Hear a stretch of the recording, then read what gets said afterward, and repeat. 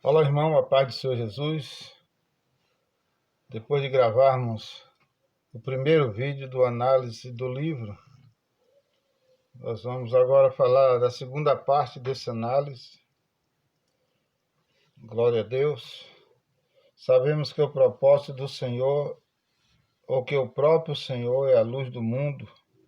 Agora ficamos sabendo que somos o candelabro que sustenta essa luz diante da humanidade. A igreja sustenta o testemunho do Senhor no meio das trevas desse mundo. Em Apocalipse 21, 23, Deus é a luz e o Cordeiro é a lâmpada. Porém, a igreja será pela eternidade o candelabro que sustenta a lâmpada, para que se espalhe a luz de Deus.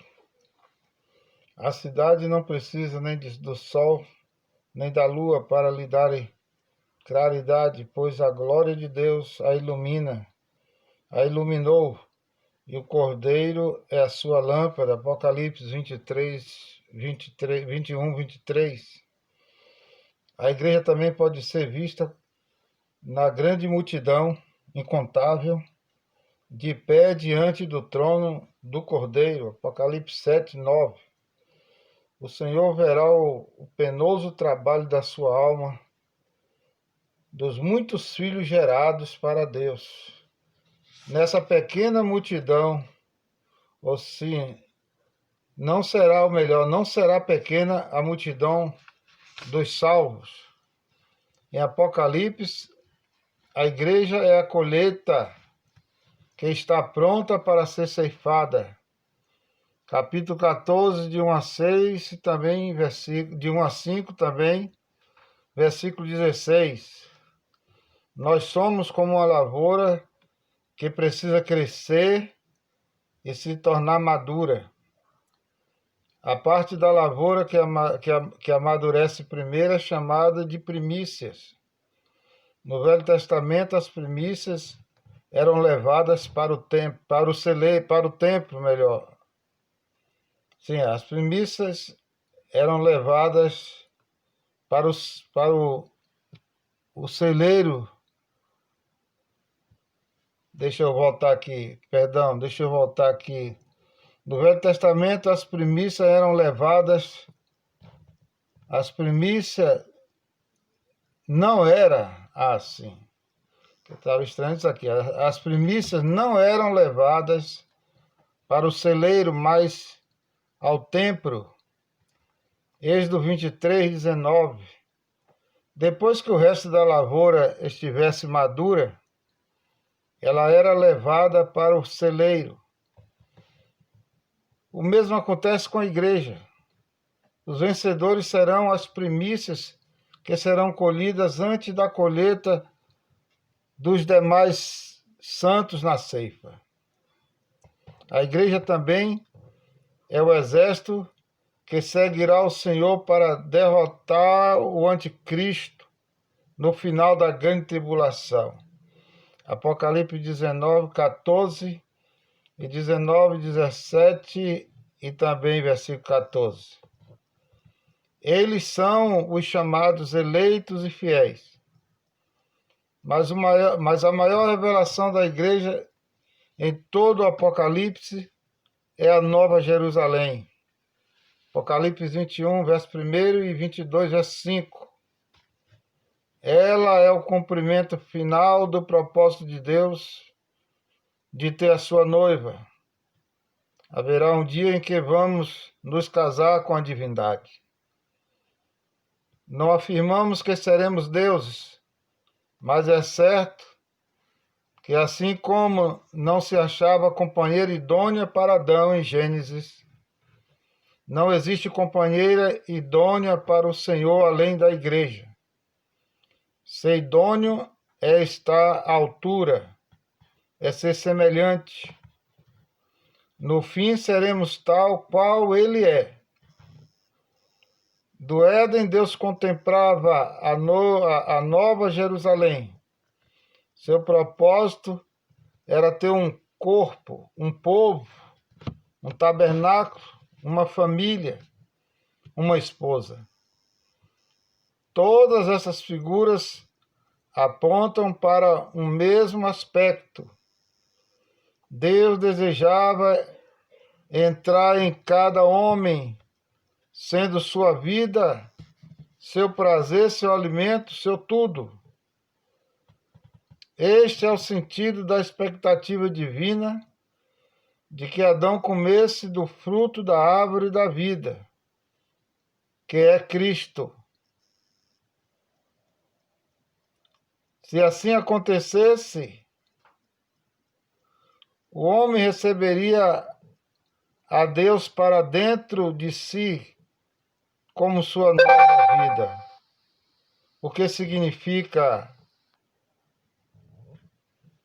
aleluia, glória a Deus, o que significa a vida da alma,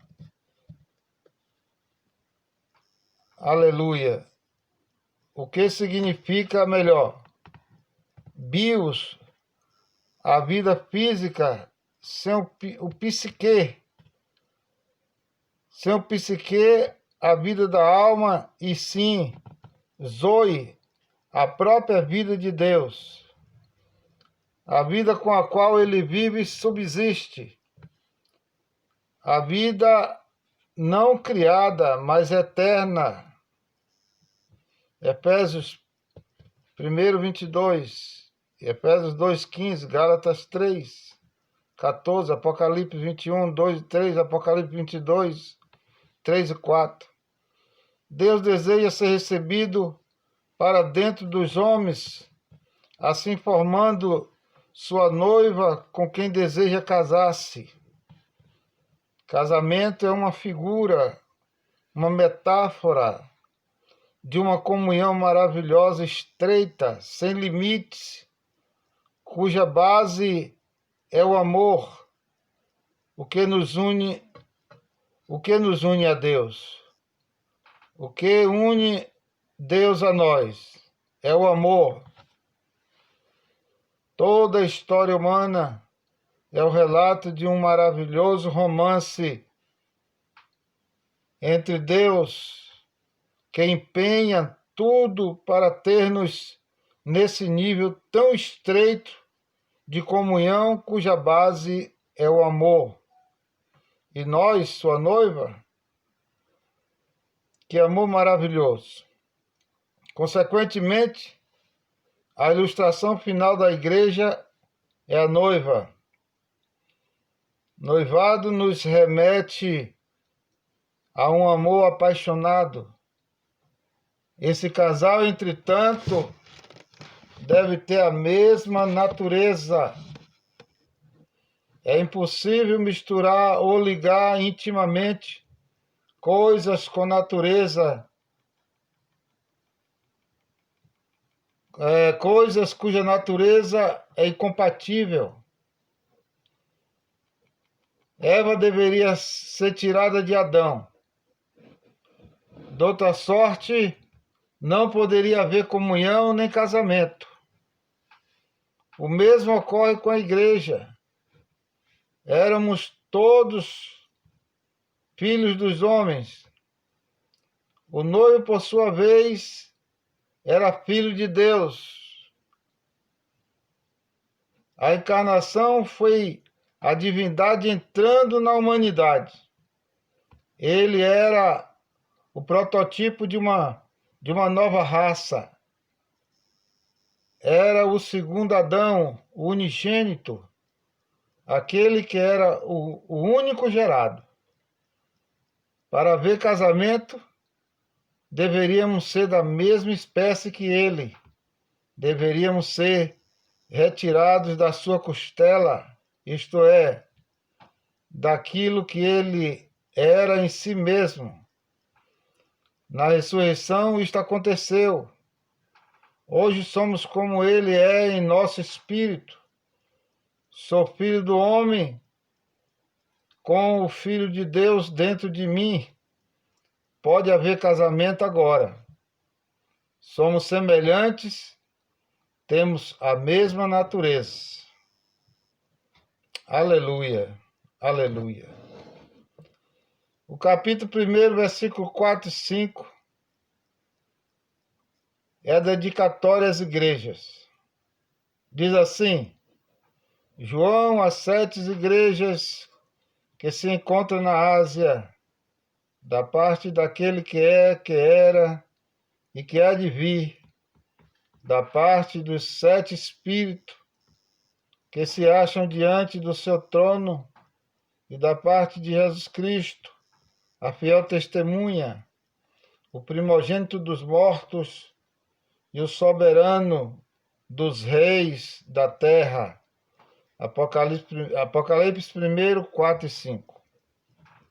A saudação de João envolve as 3 pessoas da Trindade, daquele que é, que era e que havia de vir, referindo-se a Deus Pai, da parte dos 7 Espíritos de Deus, referindo-se ao Espírito Santo. Mas existem 7 Espíritos? Evidentemente não. É por isso que fazemos confusão quando não sabemos o significado dos números. O número 7 significa completude e perfeição. Mas por que não se diz apenas da parte do Espírito de Deus? Simplesmente porque em Apocalipse temos a plenitude de tudo. Nele vemos a plena operação do Espírito Santo sobre a terra. Daí serem os 7 Espíritos de Deus. O Espírito Santo é uma tocha de fogo, mas em Apocalipse é uma tocha de fogo 7 vezes intensificada. Apocalipse 4, 5. Isso significa que nos últimos dias a ação do Espírito para julgar, salvar e libertar será extraordinariamente intensificada. Por fim, da parte de Jesus Cristo, a fiel testemunha, o primogênito dos mortos e o soberano dos reis da terra. Porque João escolheu chamar Jesus de fiel testemunha? João e seus contemporâneos esperavam por sua volta naqueles dias. Eles não imaginavam que se passariam milênios depois de sofrer perseguição, aprisionamento, ficar exilado e congregado numa ilha sozinho. João se sentiu completamente abandonado. O diabo, acusando-o, dizia: o teu Deus, onde está? Nesses momentos precisamos declarar que o Senhor Jesus é a fiel testemunha e que o que ele falou se cumprirá. Se ele diz que vem, certamente todo olho verá. Talvez João, abandonado naquela ilha, um apóstolo tremendo, um homem de milagres, sozinho, com quase 100 anos de idade, poderia estar ouvindo: vale a pena? O teu Deus onde está? Mas João esperava naquele que é fiel, ou que é a fiel testemunha e soberano dos reis da terra. Aleluia! Aleluia! No capítulo 1, versículo 5, fala da libertação do sangue, ou seja, libertos pelo sangue. O sangue de Jesus não apenas purifica, também liberta. Não temos mais de viver como escravo do pecado, pois o mesmo sangue que nos purifica também tem o poder de libertar-nos. O sangue foi o preço da nossa redenção. éramos escravos do diabo e do pecado, mas o Senhor veio e pagou o preço para sermos livres. O preço que ele pagou foi o seu sangue. Quando se entende que a base legal da escravidão acabou, começa-se a ser vitorioso. A base legal da escravidão era a apropriação. Nós pertencíamos a Satanás. Hoje, porém, fomos comprados e possuímos um novo dono, porque pertencemos a ele agora. Estamos legalmente livres da antiga escravidão. Reis e sacerdotes, capítulo 1, versículo 6. Deus planejou em Gênesis ter o homem como sua imagem e semelhança para representá-lo na terra e para ter comunhão com ele. O inimigo, porém, tentou frustrar seu propósito e o homem veio a cair. A partir daí, e por todo o Novo Testamento, temos a história da redenção, de como Deus resgatou o homem. Mas em Apocalipse, nós temos a conclusão, e é nela que vemos que Deus nos fez reino e sacerdote. Apocalipse 1, versículo 6. Desde o princípio, Deus desejou ter o seu reino sobre a terra. Quando Cristo veio, ele introduziu o reino. Lucas 17, 21 e Mateus 12, 28. Esse reino foi aumentado através da igreja.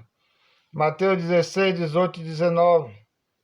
Porém, ele será consumado quando Cristo e os crentes vencedores reinarem sobre a terra no milênio. Apocalipse 2, 26 e 27. E também 12, 5 e também 20, 4 e 6. Aleluia! Glória a Deus! Voltaremos depois com uma outra parte do análise do livro. Deus abençoe a cada um em nome de Jesus.